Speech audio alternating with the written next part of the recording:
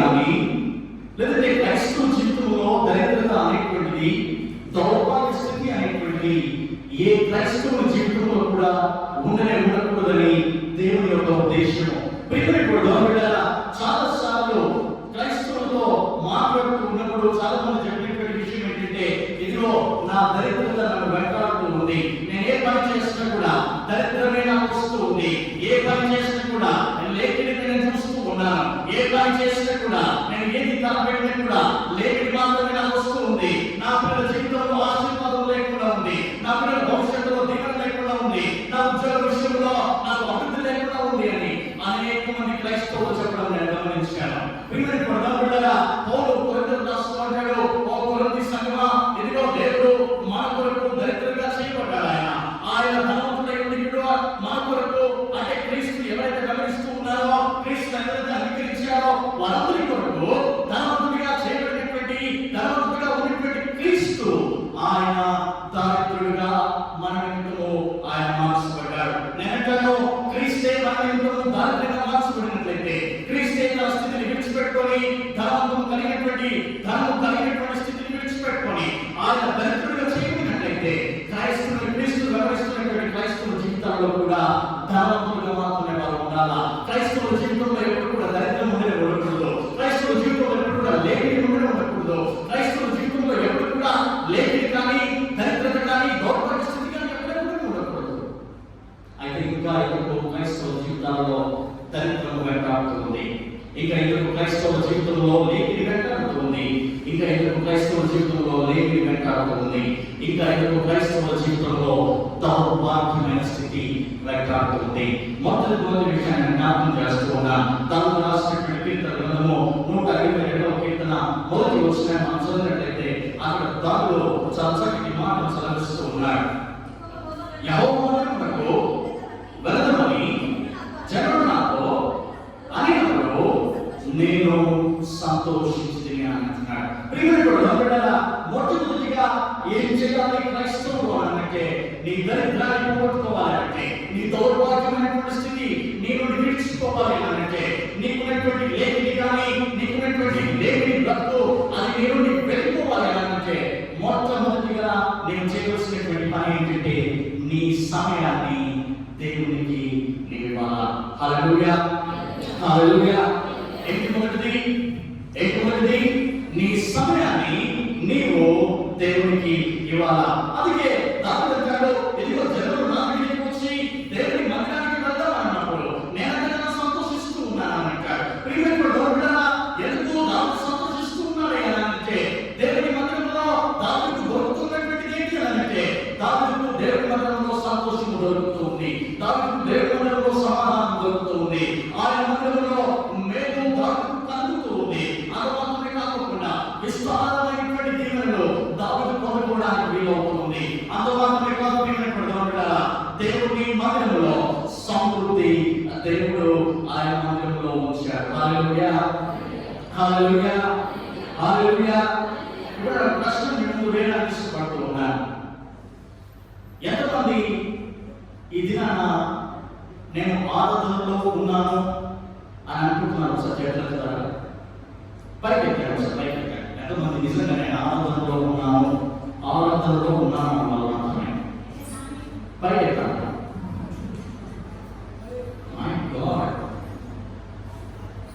చాలా సంతోషమైనటువంటి విషయం. చాలా మంది ఆరాధనలో ఉన్నాను అనుకుంటున్నాను. ఇప్పుడు నేను మీ గుర్తురాట్లు చేస్తాను. ఎంతమంది కరెక్ట్గా 10 గంటలకు సంఘంలో ఉన్న మందిరంలో ఉన్న కరెక్ట్గా 10 గంటలకి మందిరంలో ఉన్నటువంటి వారు ఒకసారి లేచి నిలబడతారా? నేను అనుకున్నాను. లేచి నిలబడండి. కరెక్ట్గా 10 గంటలకి దేవుని మందిరంలో ఉన్నటువంటి వారు 1, 2, 3 కరెక్ట్గా 10 గంటలకి సరే 10-15 నిమిషాలకి ఎంతమంది ఉన్నారు? 2, 4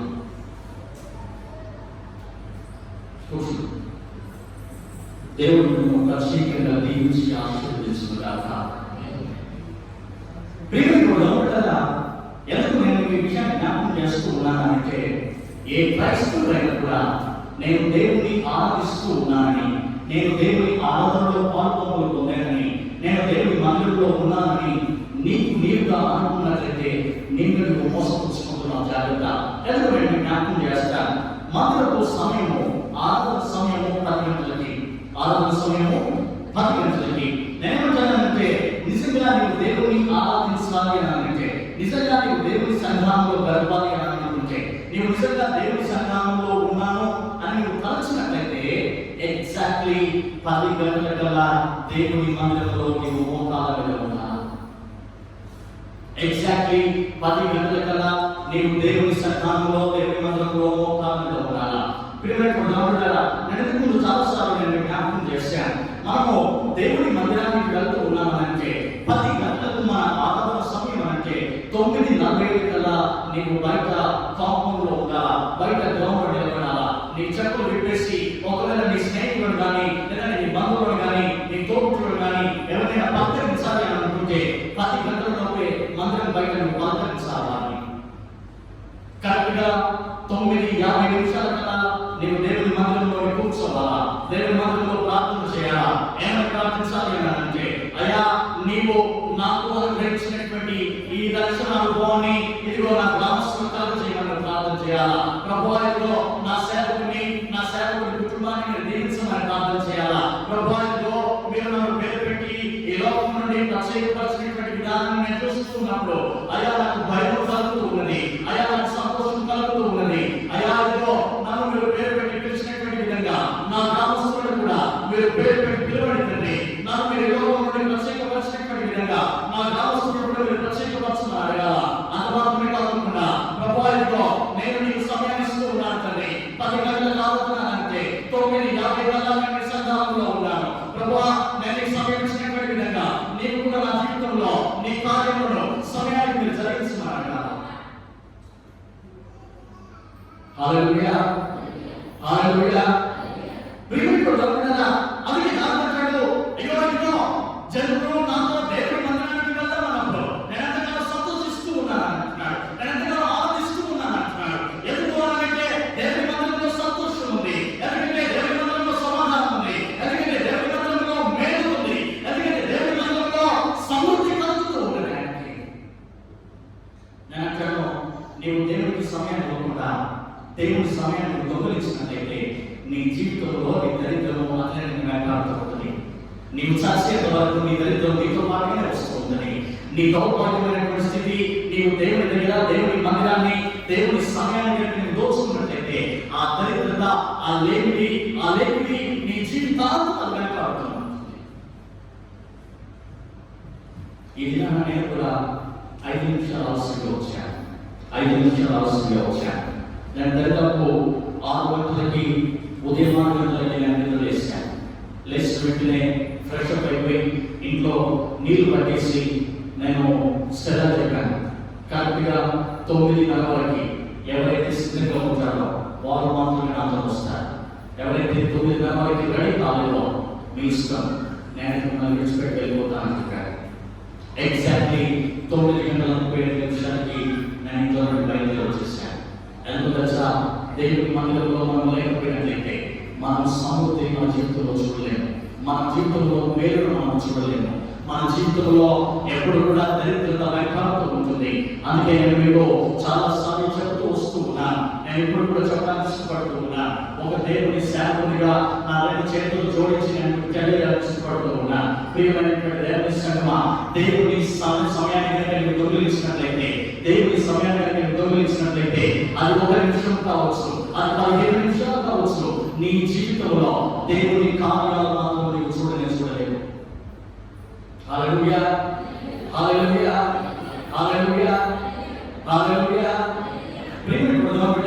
మొట్టమొదటి ఎలా మన దరిద్రతను, మన లేమిడిని మనం మార్చుకోగలమనంటే మన సమయాన్ని దేవుడికి ఇచ్చడం ద్వారా.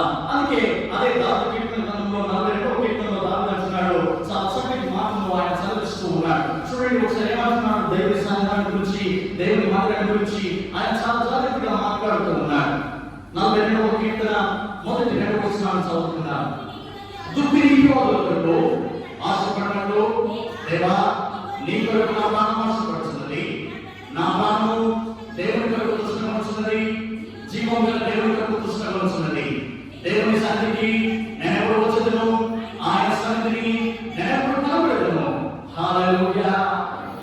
హల్లెలూయా.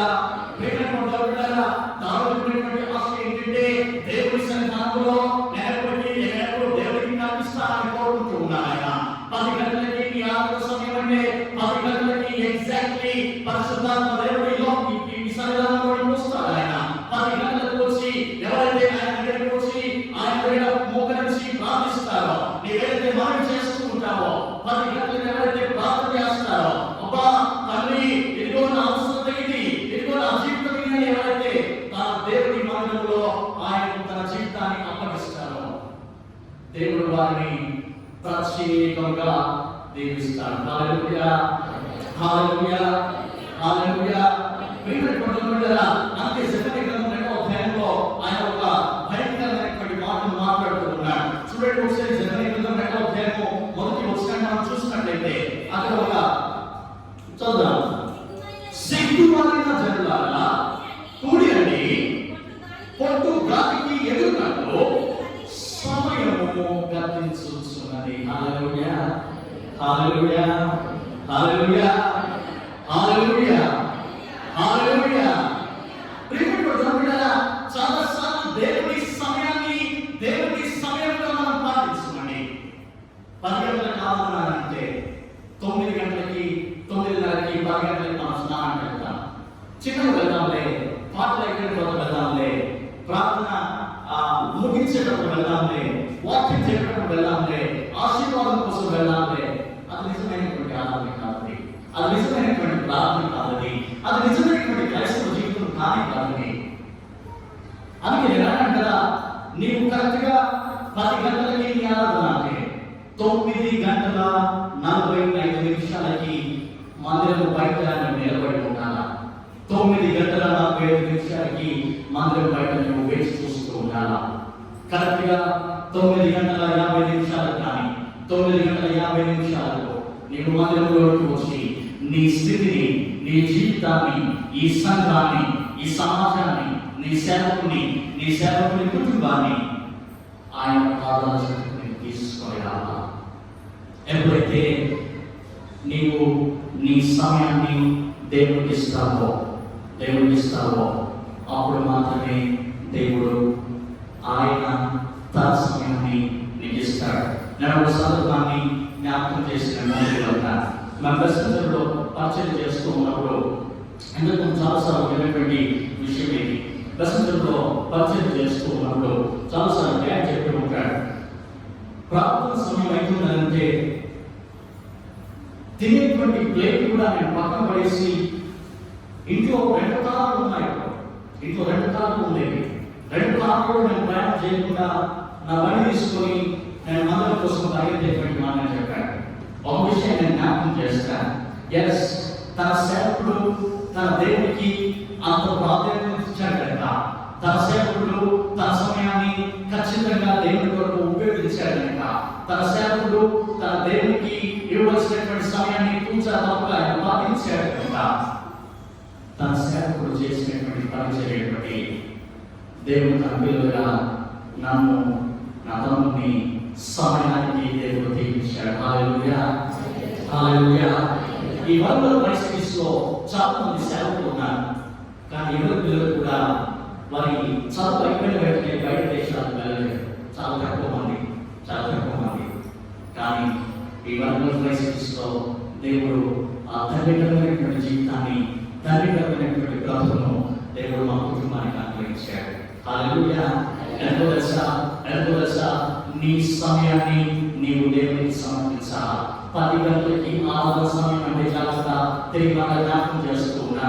నీ కుటుంబం కోసం నీ సమయాన్ని ఉపయోగించకూడదు, నీ పిల్లల కోసం ఆ సమయాన్ని ఉపయోగించకూడదు, నీ పండుగ కోసం ఆ సమయాన్ని ఉపయోగించకూడదు.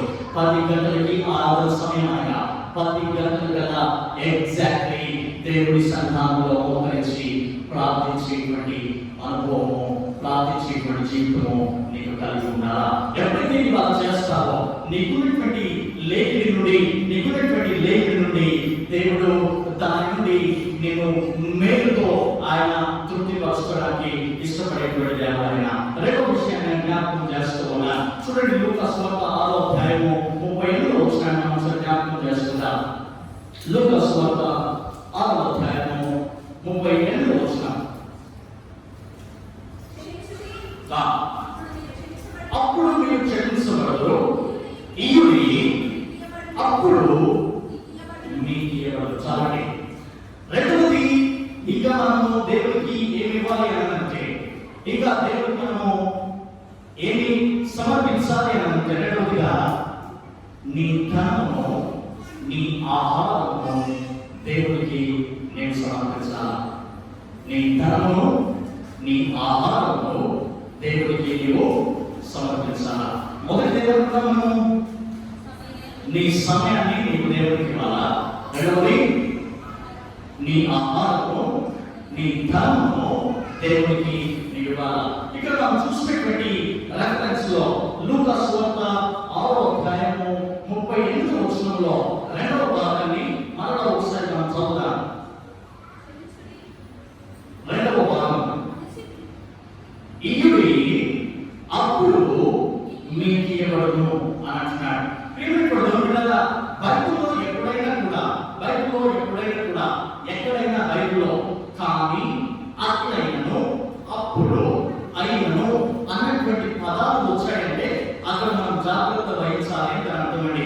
అక్కడ మనం వాక్యాన్ని అర్థం చేసుకోవడానికి ప్రయత్నం చేయాలా. కానీ, అట్లైనను, అయినను, అప్పుడు, ఈ 4 పదాలు మనకి ఎప్పుడు బైబిల్లో కనిపించినా కూడా అక్కడ మనం కొలిసే భాగాలు. ఎందుకు తెలుసా?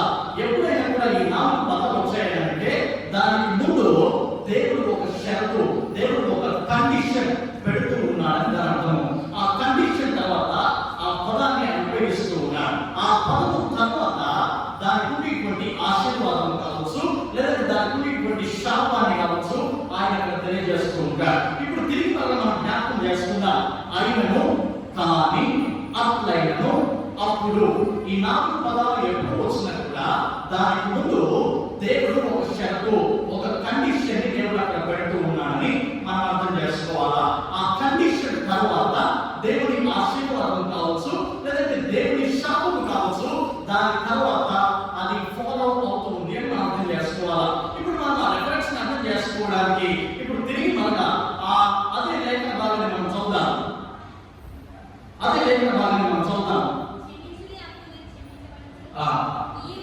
ఇయుడి, అప్పుడు మీకు ఇవ్వబడును. అందుకే నేనేమన్నానంటే, నీ దరిద్రత, నీ దౌర్భాగ్య స్థితి, లేదా నీ లేని పరిస్థితి నీ నుండి, నీ కుటుంబం నుండి, నీ పిల్లల జీవితం నుండి పోవాలి అని అంటే, రెండవదిగా నీవు చేయవలసిన ఏంటిగా అంటే నీ ధనాన్ని, నీ ఆహారాన్ని నీవు దేవునికి ఇవ్వాలా. ఒకవేళ నీవు ఇవ్వకపోతే దేవుడు ఇవ్వడు అని చాలా స్పష్టంగా బైబిల్లో సెలవిస్తూ ఉన్నాడు. ఆయన వెనకలో మన మిత్రులు చదివేటువంటి కొరింథీ పత్రికలో 2వ కొరింథీ పత్రిక 8వ వచనంలో అన్నాడు, ఆయన ధనవంతుడై ఉండియో తన దారిద్ర్యము వలన మనల్ని ధనవంతులుగా మార్చడానికి ఆయన దరిద్రుడుగా చేయబడ్డాడు అంటున్నాడు. ఇప్పుడు నేను ఒక ప్రశ్నకి ముందు ఉంచుతానండి. దేవుడు నిజంగా ధనవంతుడు కదా? దేవుడు సర్వసృష్టిమంతుడు కదా, సర్వశక్తిమంతుడు కదా, ఆయన నోటి మాటతో సమస్తం చేసినటువంటి దేవుడు కదా, ఆయన హస్తాలు దీవించడానికి ఉన్నాయని సెలవించినటువంటి దేవుడు కదా. అయితే ఇప్పుడు నేను అంటాను, ఒకవేళ మన ధనాన్ని కానీ మన ధాన్యాన్ని కానీ దేవుడికి ఇవ్వకపోతే దేవుడు దీవించడాన్ని, మన ధనాన్ని మన ధాన్యాన్ని దేవుడికి మనం ఇవ్వకపోతే దేవుడు మనల్ని దీవించడా? సమాధానం చెప్పాలా? దీవించడా? గట్టిగా దీవించడా? దీవించడా? ఎట్లా? అక్కడ నాకు తెలియదా? నువ్వు అక్కడ అడిగి మళ్ళీ అడుగుతున్నాను ప్రశ్న. దేవుడు దీవించడానికి అర్హత కలిగినటువంటి దేవుడు కాబట్టి మన ధనాన్ని మన ధాన్యాన్ని దేవుడికి ఇవ్వకపోతే దేవుడు దీవించడా? హలో, బహుశా అందరూ అలసిపోయినట్టున్నారు. దేవుడు వాక్యాన్ని నమ్మిస్తూ ఉన్నా, మళ్ళీ ప్రశ్న వేస్తూ ఉన్నా. నా సంగతి తెలుసు కదా, నేను మాట్లాడుతున్నప్పుడు మాట్లాడుతూ ప్రశ్న వేసినప్పుడు మాత్రం సమాధానం చెప్పాలా. ఒకవేళ ఏం జరగకపోయినట్లయితే మీరు దేవుడి వాక్యం వినట్లేదని అర్థం. వినటువంటి వారికి సమయం తీసుకొని బోధించడం కూడా వ్యర్థమని నేను భావిస్తాను. చెవులు కూడా చెవులు అనేటువంటి వారిగా ఉంటే దేవుడు నిజంగానే మన వినికిడిని తీసేస్తాడు. మళ్ళీ అడుగుతున్నా, దేవుడికి మన ధనాన్ని మన ధాన్యాన్ని ఇవ్వకపోతే దేవుడు మనల్ని దీవించడా? దీవించడా? దీవించడా? ఎంతమంది దీవిస్తున్నారు చెప్తూ ఉన్నారు సార్? ఎంతమంది దీవిస్తాడు అంటున్నారు? ఓకే, ఎంతమంది దీవించడు అంటున్నారు? ఎంతమంది దీవించడు? దీవించడు. ఓ ఓ ఎంత దొరికి నా వండడు. ప్రేమ కూడా దేవుడికి మనం ఇవ్వకపోతే దేవుడు కూడా మనకి ఇవ్వడండి. అది చాలా స్పష్టంగా, చాలా క్లియర్గా, చాలా తేటగా నేను తెలియజేస్తూ ఉన్నా. చాలా సార్లు ఏమంటారంటే ఎందుకో దేవుడు దీవించి దేవుడు కాబట్టి దేవుడు దీవిస్తాడని అనుకుంటారు. తప్పు. దేవుడికి నేను ఇస్తే తప్ప ఆయన దీవించడు. ప్రేమ కూడా అందుకే నేను ముందు జ్ఞాపకం చేశాను కదా, ఇయుడి అప్పుడు మీకు ఇవ్వబడు అంటున్నాడు. ఆయన నేను ఇస్తేనే మీరు ఇస్తేనే నేను మీకు ఇస్తానని చెప్తూ ఉన్నాడు. అంతే తప్ప మీరు ఇవ్వకుండా కూడా నేను ఇస్తానని చెప్పట్లేదు. హల్లెలూయా, హల్లెలూయా. ఇప్పుడు ఈ రెఫరెన్స్ ని అర్థం చేసుకోవడానికి ప్రకటన గ్రంథం ఒకసారి మనము 2వ అధ్యాయానికి వెళ్దాం. మనం ప్రకటన గ్రంథం 2వ అధ్యాయము 3-4 వచనాలు చదువుదాం. ఇంకొకరు అదే ప్రకటన గ్రంథం 2వ అధ్యాయము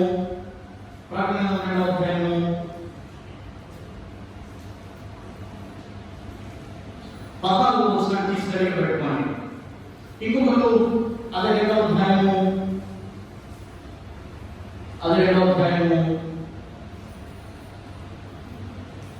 20 వచనాన్ని ఒకసారి తీసుకొని పెట్టుకోండి. ఇప్పుడు మనం 2వ అధ్యాయము 3-4 వచనాన్ని చదువుదాం. నీవు సహనం కలిగి నా నామము నిమిత్తము భారము భరించి అలయలేదనియు నేను ఎరుగుదును. అయినను మొదట నీ కుడి తప్పైనను నీవు వదిలితివని నేను నీ మీద తప్పు ఒకటి మోపవలసి ఉన్నది. ఇప్పుడు మనము 14 వచనం చదువుదాం. అయినను నేను నీ మీద కొద్ది తప్పిదములు మోపవలసి ఉన్నది. 20 వచనం చదువుదాం. అయినను నీ మీద తప్పు ఒకటి నేను మోపవలసి ఉన్నది. ఎందుకు ఈ పట్టణ గ్రంథాన్ని నేను చూపించడానికి ప్రయత్నం చేస్తూ ఉన్నానంటే మనకు చెప్తున్నాం కదా, బైబిల్లో ఎక్కడైనా కూడా కానీ, అయినను, అట్లయినను, అప్పుడు ఈ 4 పదాలు ఎక్కడ వచ్చినా కూడా దానికి ముందు ఒక కండిషన్, దానికి ముందు ఒక షరతు, దాని తర్వాత ఆ కండిషన్ తో ఉన్నటువంటి దీవెన కావచ్చు, లేదా ఆ కండిషన్ తో ఉన్నటువంటి శాపం కావచ్చు, మనం దాన్ని అర్థం చేసుకోవడానికి వీలవుతుంది. అందుకే మనం లూకాసు వార్తలో చదివినప్పుడు ఆయన అంటాడు, ఇయుడి అప్పుడు మీకు ఇవ్వబడు అంటున్నాడు. అంటే మొదటికి ఇచ్చుట అనేటువంటిది కండిషన్. అక్కడ ఇచ్చుట అనేటువంటిది కండిషన్. అక్కడ అది ఒక షరతు. అంటే నేను ఇస్తేనే నేను ఇస్తానని. అందుకే అప్పుడు అని ఉపయోగించాడు. దాని తర్వాత మళ్ళీ అంటాడు మీకు ఇవ్వబడు అని అంటాడు. అది దేవుడు మనకు ఇవ్వకుండా ఆయన ఇచ్చేటువంటి దేవుడు కాదు. ప్రకటన గ్రంథం చూసినట్లయితే అంటాడు, సంఘాల గురించి మాట్లాడుతూ నీవు నా యొక్క విశ్వాసం ఉంచి నీవు నా నామం బట్టి భరించాలని, నీవు నా నామాన్ని అన్ని జనుల దగ్గర ఒప్పుకున్నావని అన్ని నేను అడుగుతున్నాను. అయినను నీ మీద నేను తప్పు మోపుతూ ఉన్నాను. అయినను నీ మీద నేను తప్పు మోపుతూ ఉన్నాను. అయినను నీకు అని చెబుతూ ఉన్నాడు. ప్రియమైన మనం దేవుడి యొక్క వాక్యాన్ని అర్థం చేసుకున్నట్లయితే దేవుడి యొక్క వాక్యంలో చాలా స్పష్టంగా చెప్తూ ఉన్నాడు. దేవుడికి ఏదైతే ఇస్తావో దానికి మాత్రమే ఆయన దీవించేటువంటి వాడు. దేవుడికి ఇవ్వకుండా దేవాలను దీవించమనంటే దీవించేటువంటి దేవుడు కాదు ఆయన. ఒకసారి మనం అనుకోవచ్చు, దేవుడు దీవించేటువంటి దేవుడు కదా, మనం ఇవ్వడం దేవుడికి అవసరం ఏంటి? దేవుడు ఏమన్నా అర్థం ఏంటి కాదా? దేవుడు పిచ్చి కదా? దేవుడు ఇచ్చేటువంటి ప్రాంతంలో బ్రతుకుతూ ఉన్నాడా? కాదండి. ఎందుకు ఇవ్వాలో ఇస్తే ఏమవుతుందంటే ముందు చెప్తాను. ఇప్పుడు మనం ఒకసారి లేవికాండము 27వ అధ్యాయము 28వ వచనాన్ని మనం జ్ఞాపకం చేసుకుందాం. లేవికాండము 27వ అధ్యాయము 28వ వచనం, 30వ వచనాన్ని చదువుదాం. 30వ వచనం, భూధాన్యములోనేమి వృక్ష ఫలములోనేమి భాగములన్నిటిలో దశమ భాగము యెహోవా సొమ్ము, అది యెహోవాకు ప్రతిష్ఠితమగును. ఒకడు తాను చెల్లింపవలసిన దశమ భాగములలో దేనినైనను విడిపింపగోరిన యెడల, అంటే దేనినైనను ఇవ్వకుండా ఉన్న యెడల దానిలో 5/100 దానితో కలిపి ఇవ్వవలెను అని సెలవిస్తూ ఉన్నాడు. హల్లెలూయా, హల్లెలూయా. అందుకే మనం రెండవగా ఏమంటున్నాము అంటే నీ ధనాన్ని, నీ ధాన్యాన్ని, నీ ధనాన్ని, నీ ఆహారాన్ని నీవు దేవుడికి ఇవ్వాలా. ఎందుకు నీవు దేవుడికి ఇవ్వాలి అంటే నీ ధనము అది దేవుడు నీకు అనుగ్రహించినటువంటి, అది దేవుడి కనుక తిరిగి మళ్ళా దేవుడికి నీవు సమర్పించాలా. అందుకే లేఖనంలో చాలా స్పష్టంగా సెలవిస్తూ ఉన్నాడు, దేవుడి దగ్గర ఎవరైనా కూడా దశమ భాగాన్ని దొంగలించినట్లయితే ఒక వంతుకు 5 వంతులు, అంటే 100 రూపాయల దశమ భాగానికి 5 వంతులు నీవు దేవుడి దగ్గరికి తీసుకొని రావాలంటున్నాడు. నిరంతరం దేవుడికి ఇచ్చేస్తే సరిపోతండి. దేవుడికి ఇచ్చేస్తే ప్రభుత్వం నీవు నన్ను దీవించావు కాబట్టి నన్ను దీవించినటువంటి దాని నుండి నేను దగ్గర తీసుకుని వస్తున్నాను చెప్పి సరిపోతుంది. శిక్ష పొందడానికి బదులుగా దేవుడికి అప్పగించడం చాలా మంచిదని చదివిస్తూ ఉన్నాను. అందుకే నేను వచ్చినటువంటి కొత్తలో ఒక కండిషన్ నేను చర్చలో పెట్టాను. బహుశా లాక్డౌన్ బిఫోర్ అనుకుంటాను. లాక్డౌన్ బిఫోర్ ఒక కండిషన్ అని చెప్పాను, ఒక షరతు చెప్పాను. మన సంఘంలో ప్రతి కుటుంబంలో ఉండి ప్రతి వారము కుటుంబానికి కనీసం 200 రూపాయలు దేవుడి సంఘాన్ని తీసుకుంటాడని చెప్పాను.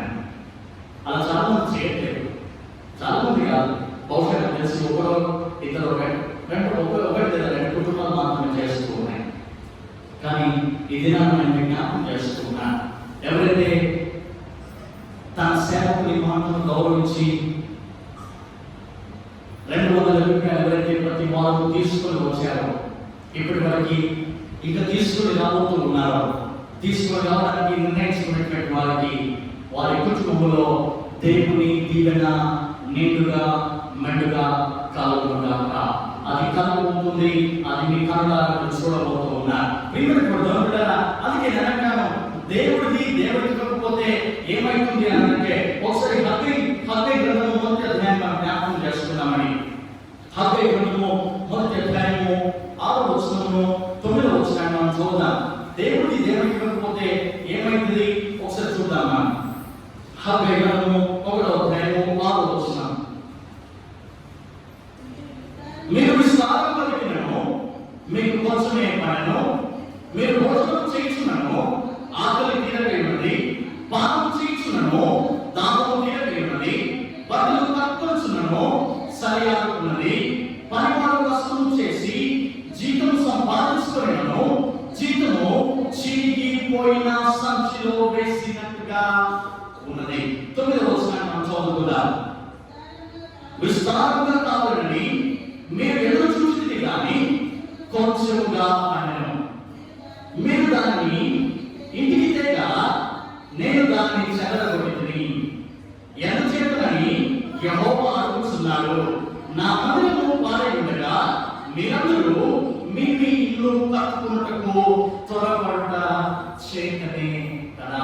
ఇక్కడ ఒక విషయం నేను ఒక అర్థాన్ని నేను చూపించి ముందుకు వెళ్తాను. అక్కడ 9వ వచనం చివరి భాగంలో అంటాడు, మీ ఇండ్లు అని మాట్లాడుతూ ఉన్నాడు. మీ ఇండ్లు అంటే దాని అర్థం ఏంటయ్యా అంటే, మనం నివసించేటువంటి గృహాలు కావచ్చు, మన శరీరం కావచ్చు, మన కుటుంబం కావచ్చు, మన పిల్లలతో మనం చేస్తున్నటువంటి అభివృద్ధి పనులు కావచ్చు.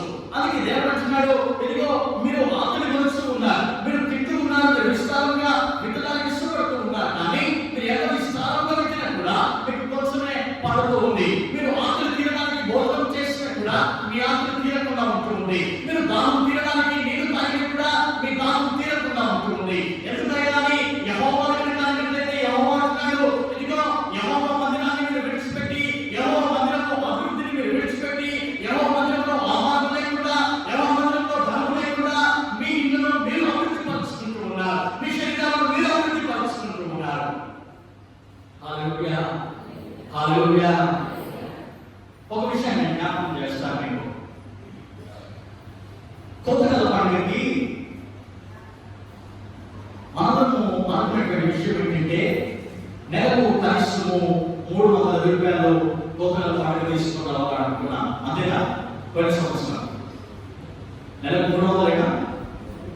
300, 500 అనుకుంటాను కుటుంబానికి. సంఘటనలకి మా ఆలోచన ఎక్కడ ఉంటుంది. ఎంత అనుకున్నాము? 200, 600 కనీసం 500, 600 ఇవ్వాలని అనుకున్నాను. నేను వాక్యాన్ని విన్న తర్వాత ఇంటికి వెళ్ళాక నేను ఆలోచన చేస్తూ ఉన్నా, నేను ఎంత తీసుకుని వెళ్ళాలి దేవుని దగ్గరికి? చర్చిలో మాత్రము వాక్యం చెప్తూ ఉన్నప్పుడు కుటుంబానికి కనీసం 500 ఒక నెల చొప్పున మనం వేసుకున్నా కూడా దాదాపు 4,000 రూపాయల కుటుంబానికి, 5,000 రూపాయల కుటుంబానికి మనం దేవుని సన్నిధానం తీసుకొని రావాలి. మరి ఇప్పుడు నేను తీసుకొని వెళ్ళాలని నేను ఆలోచన చేశాను. నేను చేసినటువంటి పని ఏంటంటే, కనీసం నా భార్య కూడా నేను ఎంత తీసుకొని వస్తూ ఉన్నానో నాకు తెలియదు. కోతగల పండుగకి ఒక రోజు ముందు అనుకుంటాను, నేను ఏటీఎం వెళ్ళి 25,000 రూపాయలు డ్రా చేశాను. 25,000 రూపాయలు డ్రా చేశాను. 25,000 రూపాయలు తీసుకుని నేను కుటుంబంగా ఇంట్లో నుండి కోతగల పండుగ వస్తూ ఉన్నప్పుడు నా కానుకల కవర్ మేమిద్దరం, నేను స్టెల్లా, మా పాప ముగ్గురు కలిసి అక్కడే నిలబడి మా కానుకల కవర్ని పైకి లేవనెత్తి ప్రార్థన చేయడం ప్రారంభించాం. ప్రభువా, ఇదిగో నీవు నన్ను దీవించావు కనుక నా స్థితిని బట్టి, నా స్తోమతను బట్టి ఈ కోతగల పండుగకి 25,000 రూపాయలు తీసుకుని వెళ్తూ ఉన్నా. ఈ కానుక ద్వారా నేను దీవించబడాలా, ఈ కానుక ద్వారా నా కూతురు దీవించబడాలా, ఈ కానుక ద్వారా నా కుటుంబం దీవించబడాలా.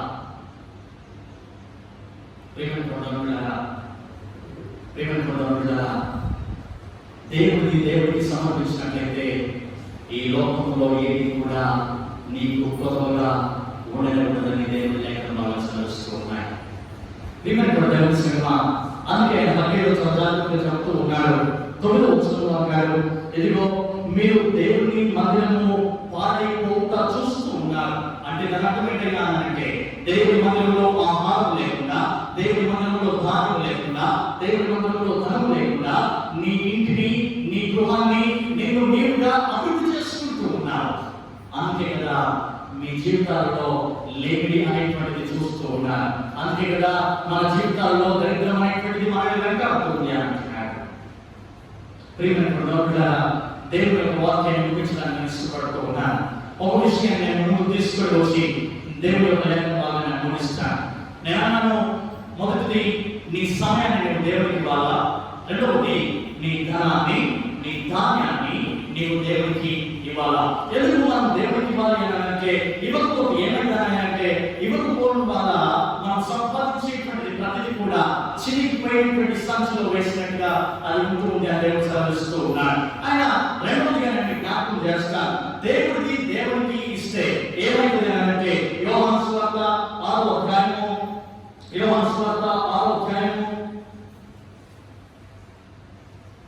9వ వచనాన్ని మనం చదువుకుందాం. ఇక్కడ ఉన్న ఒక చిన్న మాట యొక్క 5 రొట్టెలు 2 చిన్న చేపలు ఉన్నవి, కానీ ఇంతమందికి ఇవి ఏ మాత్రమని ఆయనతో అనగా, ఈ సందర్భం అంతా మనకు తెలుస్తుంది. యేసు ప్రభువు వారు తిబెరియ సముద్రం దగ్గర, గలిలయ సముద్రం దగ్గర ఆయన కూర్చొని బోధిస్తూ ఉన్నాడు. అప్పటికి 3 దినాలు అయిపోయింది. ఆయన కొండ మీద ప్రసంగం చేస్తూ ఉన్నాడు. అక్కడికి దాదాపు 5,000 మంది కూడుకొని వచ్చారు. 5,000 కంటే ఎక్కువ మంది అక్కడ కూడుకొని వచ్చారు. అక్కడ దేవుడు 3 దినాలు బోధించిన తర్వాత, మాట్లాడిన తర్వాత ఆయన తన శిష్యులను పిలిచి అంటాడు, ఇదిగో వీరికి పెట్టడానికి శిష్యులు అంటాడు, ప్రభువా మా దగ్గర ఏం లేదయ్యా అంటారు. అప్పుడే ఆయన ఇంకొక శిష్యుడు వచ్చి అంటాడు, ప్రభువా ఇదిగో ఇక్కడ ఒక చిన్నవాడు కూర్చొని ఉన్నాడు, వారి దగ్గర 5 రొట్టెలు 2 చేపలు మాత్రం ఉన్నాయి తండ్రి, కానీ 5 రొట్టెలు 2 చేపలు ఇంతమందికి సరిపోగలరా అని అంటాడు. నేనంటాను, ఆ చిన్నవాడి తల్లి వారు తినడానికి మాత్రమే సర్ది కట్టి పంపించినటువంటి, వారు తినడానికి సర్ది అది వారికి వారి స్నేహితుడికి కూడా సరిపోతుంది కావచ్చు, కానీ 5,000 మందికి మాత్రం అది సరిపోదండి. ఇప్పుడు నేను జ్ఞాపకం చేసి ముగించడానికి ఇష్టపడుతూ ఉన్నా. చివరి వరకు వచ్చాము.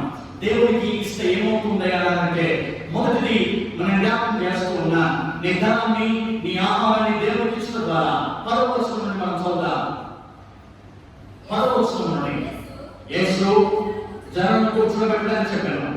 ఆ చోట చాలా పచ్చిక ఉన్నాడు కనుక లెక్కకు ఇంచుమించు 5,000 మంది పురుషులు కూర్చుండి, యేసు ఆ రొట్టెలు పట్టుకొని కృతజ్ఞతాస్తుతులు చెల్లించి కూర్చున్న వారికి వడ్డించెను. అలాగున చేతులు కూడా వారికి ఇష్టమైనంత మటుకు వడ్డించెను. ఎప్పుడైతే 5 రొట్టెలు 2 చేతులు యేసు చేతులకు వారు అప్పగించారో దేవుడు వారిని దీవించినటువంటి విధంగా మనం చూస్తూ ఉన్నాం. మొదటిది, ఎప్పుడైతే అవి దేవుని హస్తాలకు వెళ్ళాయో, ఎప్పుడైతే అవి దేవుని హస్తాలకు వెళ్ళాయో, అవి దేవుని హస్తాలకు అప్పగించబడినప్పుడు మొట్టమొదటిగా జరిగినటువంటి విషయం ఏంటంటే దేవుడు దానిని దీవించి వాటిని విస్తరింప చేశాడు. మొదటిది ఏం చేశాడు? ఆయన దాన్ని దీవించాడు. అంత మాత్రమే కాకుండా దాన్ని విస్తరింప చేశాడు. ఇప్పుడు రెండోది జ్ఞాపకం చేసుకుందాం. 12వ వచనం మనం చదువుదాం. వారు తృప్తిగా తినిన తరువాత, రెండవది దేవుని చేతులకు 2 చేతులు 5 రొట్టెలు వచ్చిన ద్వారా ఆయన ఆశీర్వదించి విస్తరించడం మాత్రమే కాదు, కానీ రెండవది ఆయన చేసినటువంటి పని ఏంటంటే దాన్ని వారికి తృప్తిగా ఆయన అనుగ్రహించాడు. హల్లెలూయా. మూడవది నేను జ్ఞాపకం చేస్తూ ఉన్నాను. అదే 12వ వచనం. ఏమీయో నష్టపడకుండా మిగిలిన ముక్కలు. హల్లెలూయా, హల్లెలూయా. మొదటిది ఆయన దీవించి విస్తరింప చేశాడు. రెండవది దాన్ని తృప్తిపరిచాడు. మూడవది ఆయన నష్టపరచకుండా మేలు చేసినటువంటి దేవుడు.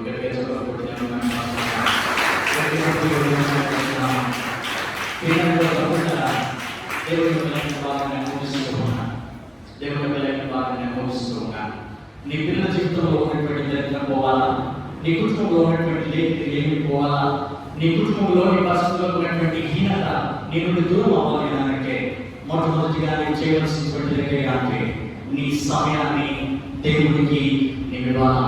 10 గంటలకు ఆరాధన అంటే ఎగ్జాక్ట్లీ 9:50 మందిరం బయట ఉండాలా. 9:50 కల్లా మందిరంలో ప్రాంతంలో నీవు ఉండాలా. నీవు ప్రార్థించేటప్పుడు నీ సమాజం కోసమో, నీ సంఘం కోసమో, నీ గ్రామం కోసమో, నీ సేవకుల కోసమో, నీ పరిచర్య కోసం నీవు ప్రార్థన చేయాలా. రెండవది నేను అంటున్నాను, ఇంకా నీ దరిద్రత, నీ హీనత, నీ లేమిడి నీ నుండి దూరం కావాలి అంటే రెండవదిగా నువ్వు చేయవలసినటువంటి పని చేయాలంటే నీ ధనాన్ని, నీ ఆహారాన్ని నీవు దేవునికి సమర్పించాలా. ఎప్పుడైతే నీ ధనము, నీ ధాన్యము దేవుడి చేతిలోకి వస్తుందో, ఇంకొక మాట నేను జ్ఞాపకం చేస్తాను. నీ ధనము కానీ, నీ ధాన్యము కానీ నీ మందిరంలోనికి మాత్రమే రావాలని. అది కర్ణపురానికి వెళ్ళడానికి వీల్లేదు, అది సత్యసింహ దగ్గరికి వెళ్ళడానికి వీల్లేదు, అది ఇంకొక సేవకుని దగ్గరికి వెళ్ళడానికి వీల్లేదు, అది మోసన మందిరానికి వెళ్ళడానికి వీల్లేదు. అది వీళ్ళ బాప్టిస్ట్ చర్చ్ లో ఉన్నటువంటి సభ్యులుగా చేయబడినటువంటి నీవు, వీళ్ళ బాప్టిస్ట్ సంఘంలో సేవలైనటువంటి సంఘంలో ఒక విశ్వాసంలో ఉన్నటువంటి నీవు, అదే సంఘంలోనికి మాత్రమే నీ ధనము, నీ ధాన్యం రావాలా. అంతకు మించి నీ ధనము, నీ ధాన్యం ఎక్కడికి వెళ్ళినా కూడా అది పరిపూర్ణమైనటువంటి దీవెన కానే కాదు. చాలాసార్లు నేను టీవీలో చూస్తూ ఉన్నాను, ఏదో ఒక ప్రోగ్రామ్ మీరు స్పాన్సర్ చేయండి, దేవుడు మీ జీవితాలలో గొప్ప మేలు చేస్తాడంట.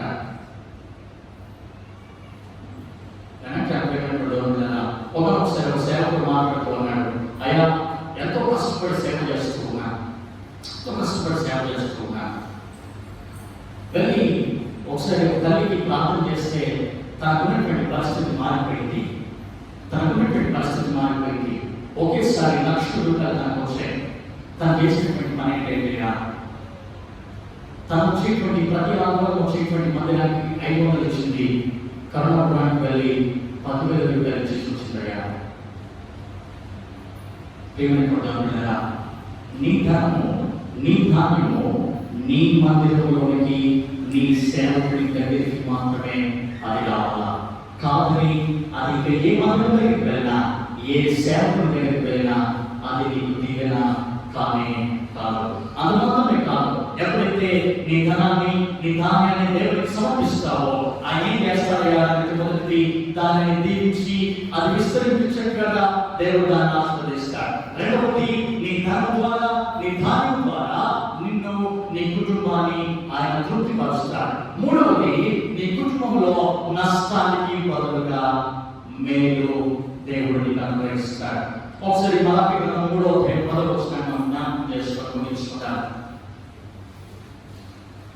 మలాకి గ్రంథం 3:10 నా మందిరంలో ఆహారం ఉన్నట్టు 10వ భాగములో మీరు నా మందిరములోకి తీసుకువెళ్ళండి.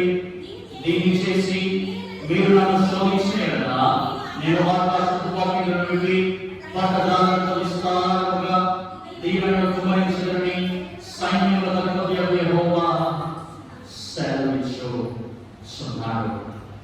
ప్రియమైన సహోదరులారా, దేవుని యొక్క లేఖనాన్ని, దేవుని యొక్క వర్తమానాన్ని ముగించడానికి ఇష్టపడుతూ ఉన్నాను. చివరిగా ఒక విషయాన్ని జ్ఞాపకం చేసి ముగించేటువంటి ప్రయత్నాన్ని నేను చేస్తున్నాను. నీ దరిద్రత, నీ పిల్లల భవిష్యత్తులో ఉన్నటువంటి లేమిని, నీ కుటుంబంలో ఉన్నటువంటి లేమి, నీ కుటుంబంలో నీకు ఉన్నటువంటి హీనత, అది నిన్ను దూరం అవ్వాలి అనంటే, నీ సమయాన్ని దేవునికి ఇవ్వాలి. రెండవది, నీ ధనాన్ని, నీ ధాన్యాన్ని నీవు దేవునికి ఇవ్వాలి. నేను అంటున్నాను, నీవు దేవునికి ఇచ్చి నీవు సంతోషాన్ని, మేలును నీవు కొని తెచ్చుకుంటావో, లేదంటే దేవుడి దగ్గర నుండి దొంగలించి నీ దరిద్రతను, నీ హీనతను, నీ లేమిని నీతో పాటుగా ఉంచుకుంటావో, అది నీకే నేను విడిచిపెడుతూ ఉన్నాను. తల నుంచి తల మూసుకున్నారా? ఒక నిమిషం దేవుని సహాయం కోరుకున్నాను చూద్దాం. చూద్దాం. ప్రియమైన బిడ్డలారా, దేవుడు నీతో నాతో మాట్లాడుతూ ఉన్నాడు. ఆయన అంటున్నాడు, దేవుడి మందిరంలో జనులు వెళ్తామని నాతో అడిగినప్పుడు ఆయన నాతో సంతోషించి ఉత్సహించి తినచలిస్తూ ఉన్నాడు.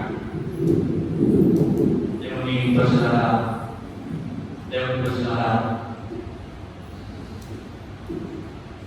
నీ సమయాన్ని నీవు దేవుడికి ఇచ్చి నీ దరిద్రతను, నీ లేమిని నీవు దూరం చేసుకుంటావా? లేదంటే నీ సమయాన్ని నీ కొరకే ఉపయోగించుకొని ఆ దరిద్రాన్ని నీ జీవితాంతం పెట్టేటట్టుగా నీవు చేసుకుంటావో, అది నీకే నేను విడిచిపెడుతూ ఉన్నాను. రెండవది నేను అంటున్నాడు, నీ ధనాన్ని, నీ ధాన్యాన్ని నీవు దేవునికి ఇవ్వాలి అని సెలవిస్తూ ఉన్నాడు. నీ ధనము, నీ ధాన్యము యెహోవా దగ్గరికి తీసుకుని వస్తే దేవుడు దానిని దీవించి విస్తరింపు చేస్తాడు. రెండవది, ఆయన దీవించడం మాత్రమే కాదు, దాని ద్వారా నేను ఆయన తృప్తిపరుస్తాడు. మూడవది, తృప్తిపరచడం మాత్రమే కాదు, మూడవది అంటున్నాడు, నష్టము కలగకుండా మేలును నీకు అనుభవించడానికి ఆయన ఇష్టపడుతూ ఉన్నాడు. మనగా ఒకసారి పరీక్షించుకుందాం.